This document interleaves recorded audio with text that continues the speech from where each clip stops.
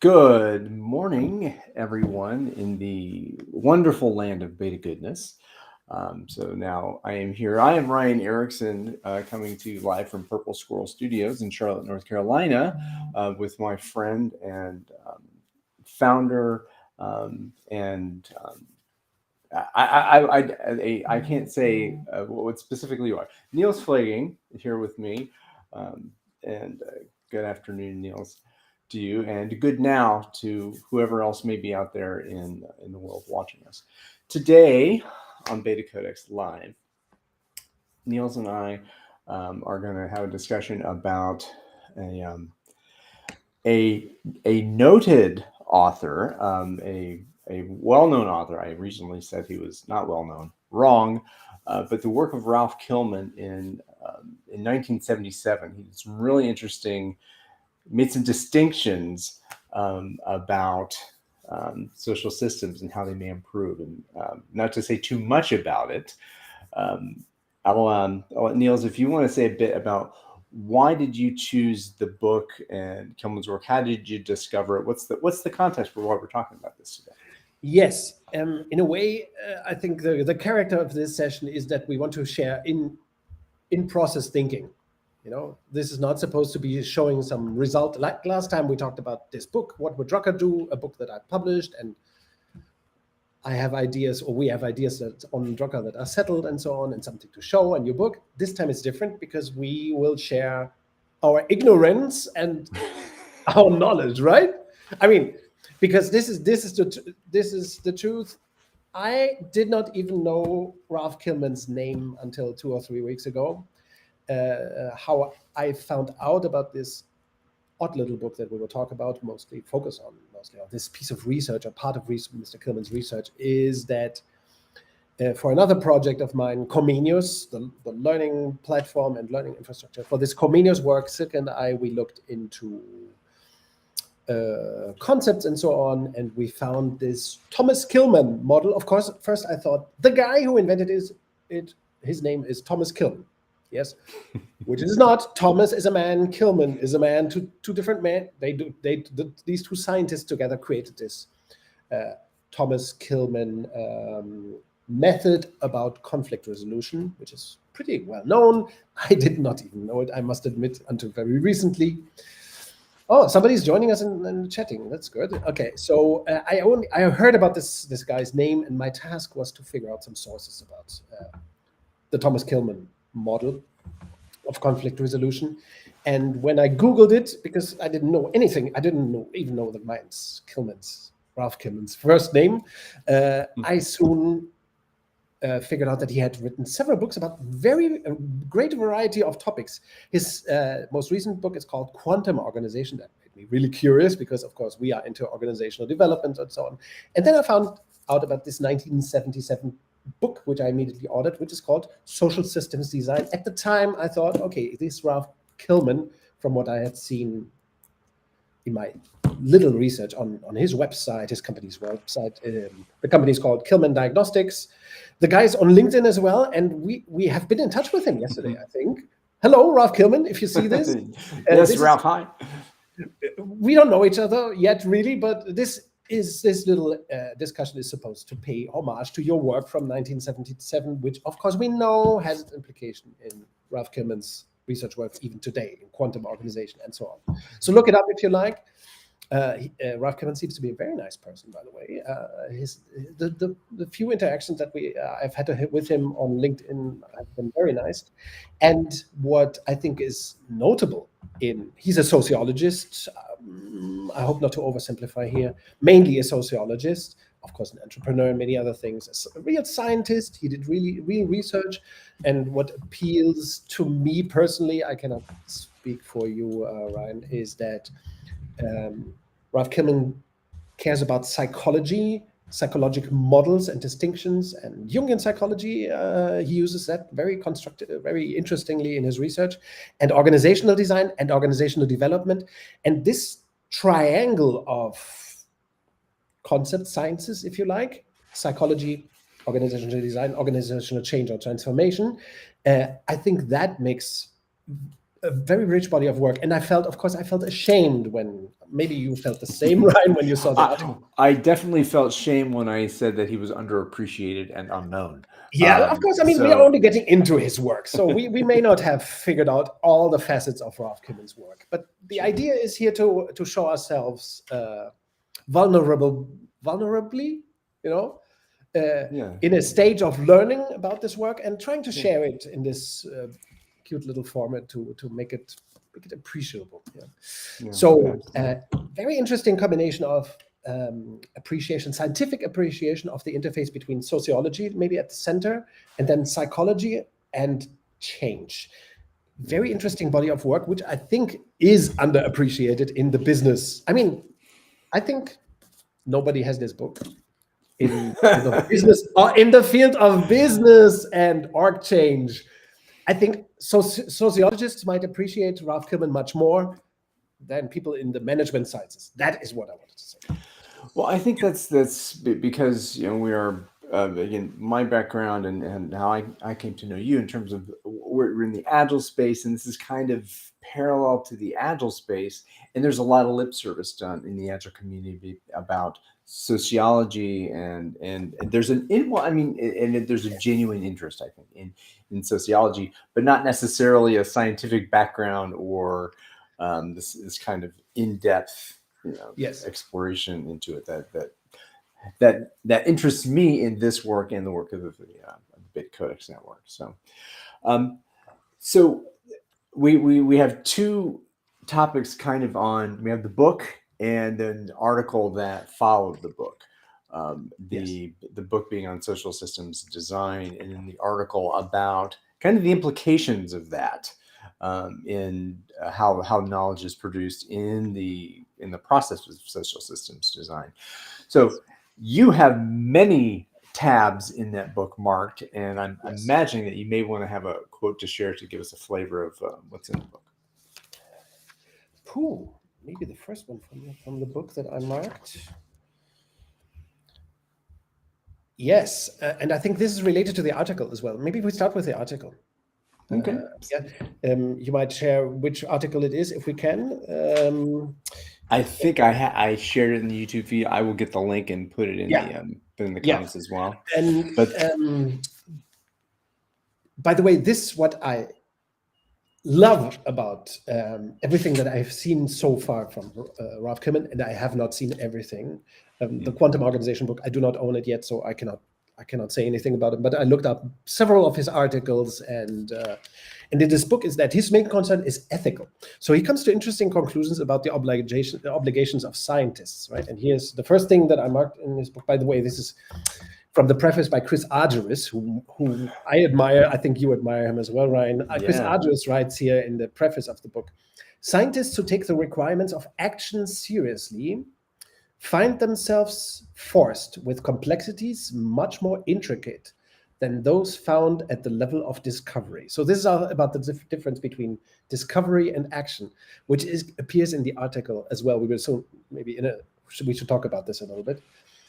The traditional research strategy has been to decompose complexity, thereby bringing it under control, but the knowledge produced has rarely been recomposable into a pattern that an actor might use to deal with the problem. In other words, Chris Argyris claims here in this 1977 book that most of what we call scientific research is actually useless to tackle actual problems. But maybe we should introduce the distinction from the article, right? Yeah, well, this also sounds like Russell Ackoff as well. Yes, who is quoted in this book, by the way, as well, Social Systems Design. He is in there. Yes. By the way, why I bought this used, of course. I think this is not available normally anyway. I bought it used, and I can recommend to you on a macro level. I think the first 75 pages or so are gold. We will discuss mainly that, not so much the MAPS model that Ralph Kilmann developed at the time. So we will focus on the first 75 pages in this session. But it's pure gold. I can only recommend to buy the book, get it. But this is the first in this article that we want to talk about as well. Kilmann offers this beautiful distinction. I do not know where it comes from. It's between knowledge. Knowledge utilization. So the title of the article, and I'll get the share and then go through it, on integrating knowledge utilization with knowledge development, the philosophy behind the maps design technology. So there, and that kind of alludes to the other distinction: technology versus technique. So we're talking about again the integration of knowledge utilization and knowledge development. Yes, and what does he say about this? Let's see if we understood it the same. What I think is he distinguishes this, and he says, okay, these are two distinct fields: knowledge development and knowledge utilization, right? Mm-hmm. So what's his claim about it? In science, this is, I think we should recite this. A number of norms in the article, he starts like this, and a number of norms have developed in the social sciences that seems to emphasize a particular type of scientific progress, knowledge development on the one side, rather than knowledge utilization. Descriptive theory, basic research, experimental studies, hypothesis building, and so on are deemed more, knowledge development, in other words, are deemed more scientific. So knowledge development is deemed in science, in academia actually, as more scientific. As a result, Kilmann writes, they are more rewarded than normative theory, applied research, field studies, program evaluation, and applications, which are knowledge utilization activities. Yeah. Now he writes, it is hard maybe to prove that knowledge development is more appreciated, but it's I think it's hard to doubt that. Yeah. Knowledge development, highly appreciated in science, knowledge utilization is not. Now, what's the problem? How would you put it? Well, it's the ivory tower syndrome, as far as I'm concerned. I mean, Yes, in a way, yeah, that's the sloppy term for it. Yes. well, yeah, well, It's yeah, useless. it's theory. Maybe You were going to say useless bullshit. Maybe I'm not. Maybe I'm anticipating. isolated, right? Yeah, In isolation, it tends to be bullshit. Of course, Mr. Kilmann finds more elegant words, beautiful words, by the way. well, it's the theory and this is I think this is also very much into the theme of what's valuable about the BetaCodex work and open space beta is that it's the bridge between theory and practice, which seems yes. so commonsensical. It seems that you want to bridge theory and practice, but maybe not so common. So yeah, so that was my receipt that there's an over indexing for theoretical laboratory experiments based on these kind of sociological constructs. So. And what I think Ralph Kilmann accentuates very beautifully is that in the social sciences, in the humanities more generally speaking, mere theory development, knowledge development is not enough. You must also make it utilizable. And this is even more problematic. Some things can only be developed, some knowledge can only be found in utilization, in real application, which is a tougher, scientifically, a tougher nut to crack in a way. He expresses this very well too. But only in utilization can we discover certain knowledge. Yes, and absolutely. And this is the strongest part for me. Ralph Kilmann argues, and this is exactly the point that you just touched, Ryan. If we take this other distinction into account between common sense, common nonsense, and uncommon sense, yeah. Mm-hmm. Yes. What I think Ralph Kilmann hints at is that we cannot find new answers in common sense, and science can, as knowledge development,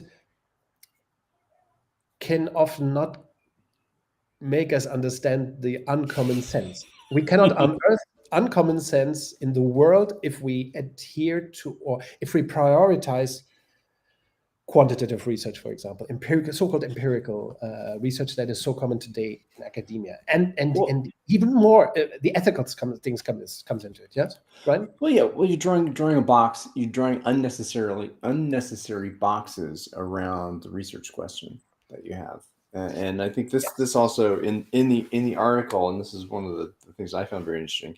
I can't like that white crap, but the idea of internal validity versus external validity. So how are you validating your results? And that you get a high level of internal validity from a lab experiment. Of course, you have a controlled experiment with Yes. these theories that in a classroom of elementary school students, which is one of the studies he did. That oh yes, we have control over that. We can develop some knowledge out of that potentially, but the external validity of it is low because there's so many variables that you're not accounting for. You're and he says that you're actually ignoring you, and so Very yes. importantly, Mr. Kilmann says this very explicitly. We cannot make a better world if we scientifically limit ourselves to investigating the world that is with our mental models that are often not even appropriate to create a better world. And this is interesting in the book. Not sure if you've seen it, Ryan. In this book, at the start, Ralph Kilmann relates his work to Theory X and Theory Y by Douglas McGregor, and he, in fact, does some. Yes. Did you see it? Yes, I saw it. And he does something very interesting. He says, "Okay, there's Theory X, and Theory Y, and we might then apply our methods. Our methods should be, or theories. We can write our theories where they fit. Theory X based." Which again is the assumption that people are not intrinsically motivated, that they need to be motivated, that they will avoid the work if they can, and so on. Or Theory Y, people want to fulfill their potential at work, are intrinsically motivated, cannot be motivated extrinsically, and so on. So no, it's good. Okay, good. I was saying he goes into a specific example of a person. Well, someone's only going to be exhibiting that Theory X behavior if they want to. Maybe there's a misunderstanding, but they want to make fun of the system, like it's intentional. It's just, and if you go into someone's narrative, this change that you're proposing, this intervention doesn't make sense to me, so I'm going to call it out. Yes. And then if you're going into it with this Theory X view of humanity, then you're going to think, oh, this person just doesn't want to, they don't care, they don't want to do things, they need to be carrot and stick, So I thought that was an interesting piece. I kind of, to diverge, but. Yes, but what I wanted to hint at another thing, which is, yours is great, and this thing that I wanted to hint at is that Ralph Kilmann suggests in a way, and it looks like a matrix, which I am a fervent critic of, but of course, to sort ideas, this is a nice thing to do. We're not saying this is for theory development or a theory. We are not presenting a theory here. We are sorting things, and that's what matrices are good for, I think. Yeah. So Mr. Kilmann suggests that we can sort theories or concepts or tools into these categories. Are they based upon Theory X thinking or Theory Y thinking? And one of his cluster sorting things that he offers in the book is the distinction: we want to act upon process or we want to act upon structure, which is fair enough. I think other things could be done, but it's very interesting if you try to sort this. Of course, Theory X structures would end up looking like a pyramid, alpha organization. Theory Y structures more like the peach or beta model. But the idea of sorting concepts into these quadrants is very, very interesting, I think, as a research idea. And he does this even for psychological concepts of human nature. Like, where does Freud's concept of psyche and man go into Jung's concept, Maslow, Hertzberg, McGregor? He sorts these, and then he sorts different approaches. For example, one could argue that typical change management is geared at process. It's supposed to structure process, and that it's more based on Theory X thinking, really, while open space beta or very fast organization transformation, as we advocated, is based strictly on Theory Y assumptions of human nature, and that's why it uses invitation Well, and there's also a little bit of I don't know about uncertainty, but there's kind of a mushing in there because he does say something about planned change. Yes. And when I think about planned change, that says, well, a planned change doesn't account for a human agency or participation in the process. Yes.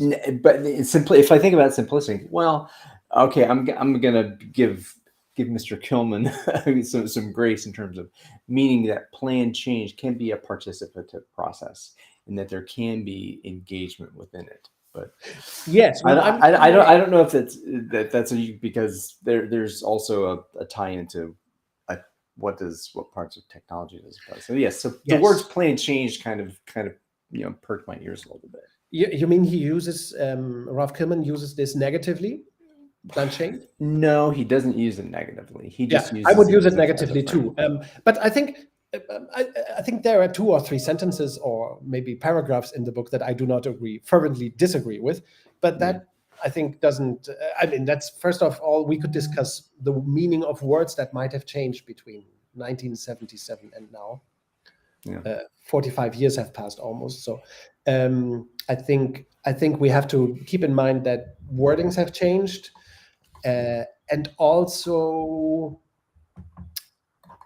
I mean, we are having this discussion not because Mr. Kilmann is right about every detail, but because this connection of the bridge building that he does is absolutely stunning, I think. By the way, in the BetaCodex network, we recently changed to a system of our community that community members should engage in research. And I think this idea by Ralph Kilmann to conceptualize distinctions like this theory X stuff, theory Y stuff, what theories go here and there, what concepts, what tools, this could make up for very nice research as well, to draw up these things and distinguish things and choose different other Y-axis here, axles there. So to conceptualize concepts, to theorize about theory, to question existing theory, hypes, fads, all of that. Could be a very nice piece of research, about. And because, of course, here's a very important point that Ralph Kilmann, I think, makes in the book. That if you want to bring about a theory Y kind of working environment, we call it a beta organization, you have to use participative change, as Kilmann calls it, 1977, which we would call it participative change, maybe not so much, maybe we would call it open space beta stuff, invitation-based change. Invitation-based change, we now call it time box change as well. But this kind of theory Y-based approaches to bring about theory Y organization. And Kilmann does a great job here in this book to describe that you cannot bring about a theory Y organization, highly self-organized, decentralized organization, democratic organization. He uses all these terms pretty much, without using the appropriate method to get there, the appropriate change methods. And he beautifully describes this predicament that even Douglas McGregor, in his book, The Human Side of Enterprise, suggests to use a top-down approach to change to bring about a theory Y organization.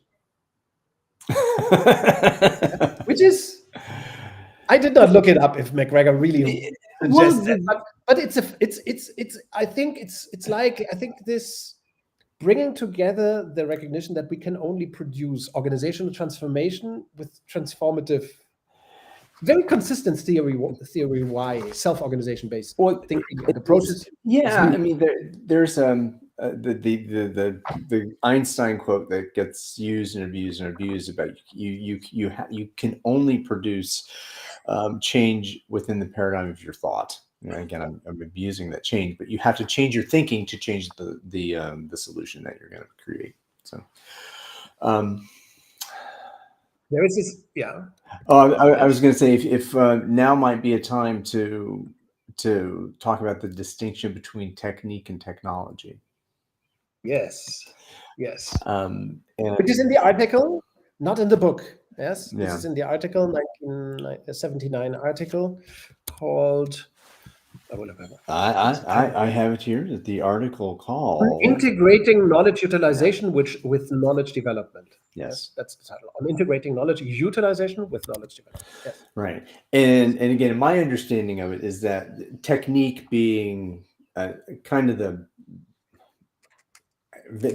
process, the kind of the explicit process, maybe method is a better term, that the method that you can develop knowledge, and you can do that kind of experimentation, it's useful to develop that technique in a controlled environment and laboratory experimentation, that thing.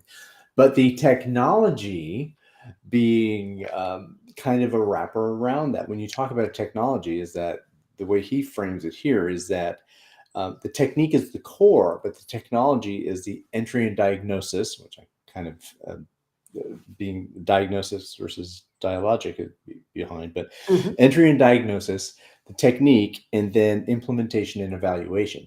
So that from end to end, you then have a methodology.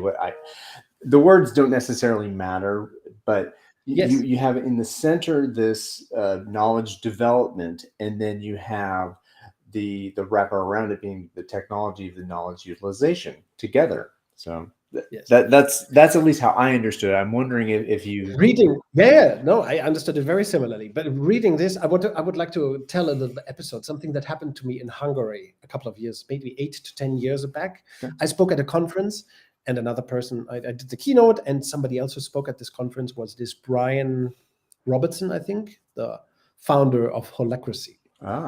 Yes. Okay. Of course, I have a very low opinion of the approach. Everybody hopefully knows this. But this guy, Brian Robertson, the founder of Holacracy, the company, it's mainly a business, not really a theory, but we can talk about this. According to Mr. Kilmann, Holacracy is clearly a technique, by the way. But let me tell the story first. So Brian Robertson talks for maybe 45 minutes, an hour about Holacracy, and towards the beginning of this session, he says, okay, so he explained that methods, this decision-making stuff, and how it couples hierarchy and other stuff. And towards the end of his talk, Brian Robertson says something like, how to do that, we leave that up to the companies or the organizations that want to address it. We really haven't thought much about an implementation approach. We don't have a clue how to implement this. This was already 5, 7, 8 years into the high commercialization. In other words, that's what I thought. Okay, this guy, he just gave away all his business ethics. That is why one of the reasons why I love Ralph Kilmann's article, his writing overall in this book so much, is that he unearths this relationship between our stance towards the work and the ethics behind it. Because in what he says with this distinction between, what Kilmann says with this distinction between technique and technology is, okay, Holacracy might be a technique, right? This meeting thing that's highly structured and consent, all of it is crap, by the way, in my mind, but that's not even the point. It's a technique. But without the technology for how to bring it into an organization, which requires, making contact, setting things up, and doing it, really doing the technique, and then finishing up, embedding it in the culture, as John Cotter might have said 20 years ago, rooting, and then leaving, and so evaluating, improving. That is the technology. We call it today, of course, in BetaCodex. I suggest that we call it social technology, but it's very much the same thing.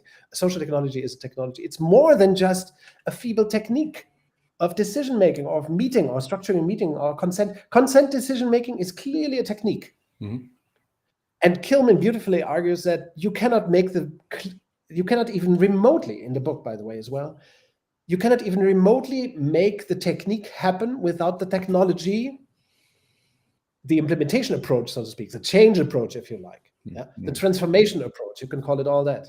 Without that, the technique will just be either a hunch or hypocrisy, fraud.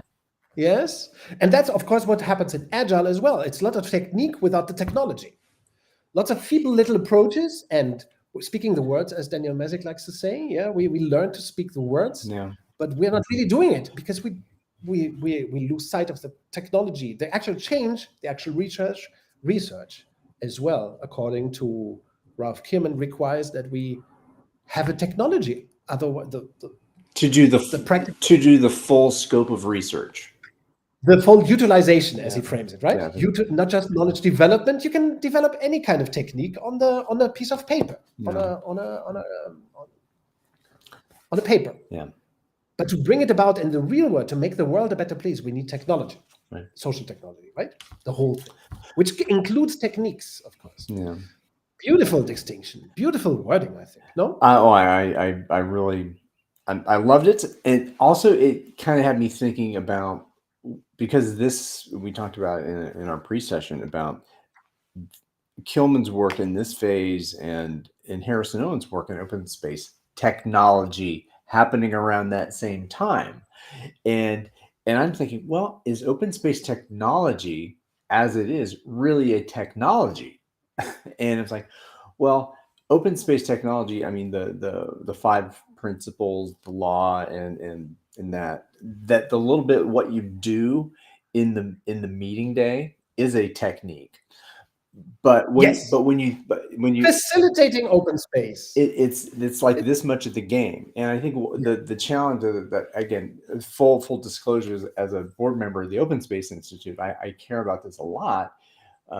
But open space technology is, if you read the whole of Harrison's work, which I haven't done everything, but some, that the invitation process, the preparation of the organization, this, again, what Kilmann says, it's the entry and diagnosis about, do you have the conditions that are right within an organization for this change to happen? And yes, do you create the conditions for a better world to emerge in a way, right? Exactly. Yes. And I'm and you must be able, otherwise you cannot do it. Yes. Yeah. So, and it's like, I wonder if Harrison Owen might have read this paper. or something. Oh, yes. Who knows? Yes. But yes, regardless of that. I thought this a couple of times about other people who have influenced me, like beyond my colleagues at the Beyond Budgeting Roundtable might have read Kilmann as well. Yeah. Here's an interesting quote. I mean, we're trying to do justice to Mr. Kilmann's work, but of course, it's hard to talk about it and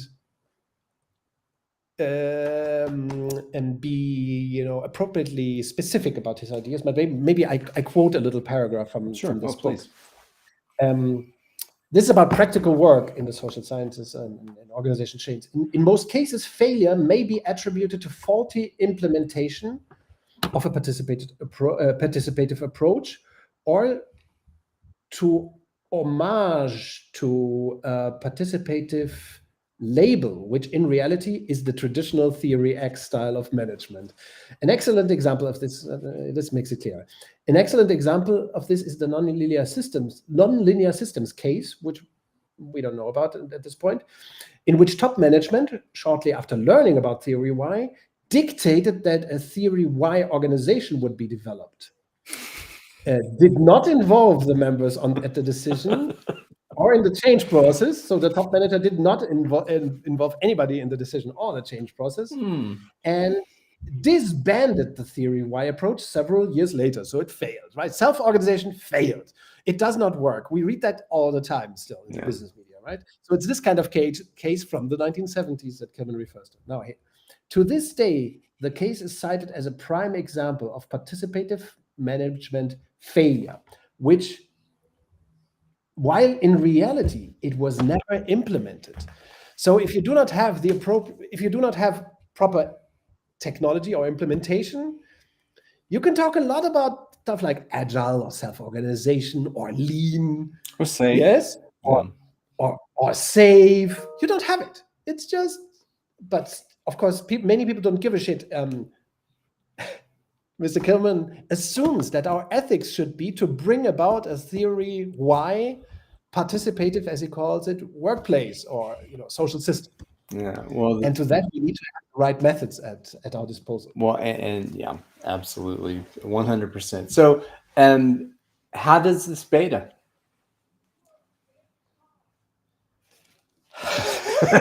How does this beta? Yes.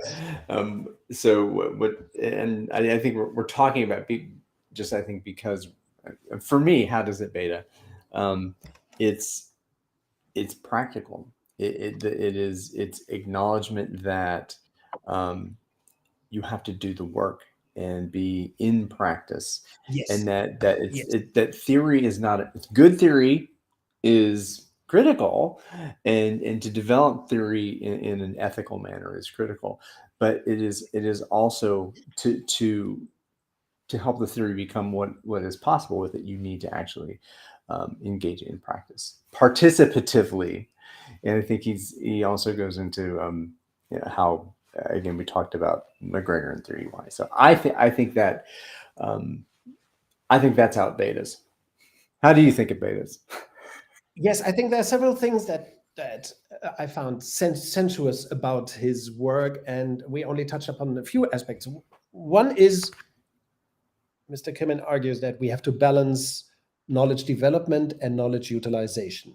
We cannot look for answers in scientific proof or empirical research, which of course is very commonplace today. Show me an independent study. I get this kind of tweet Case study. or post Mm-hmm.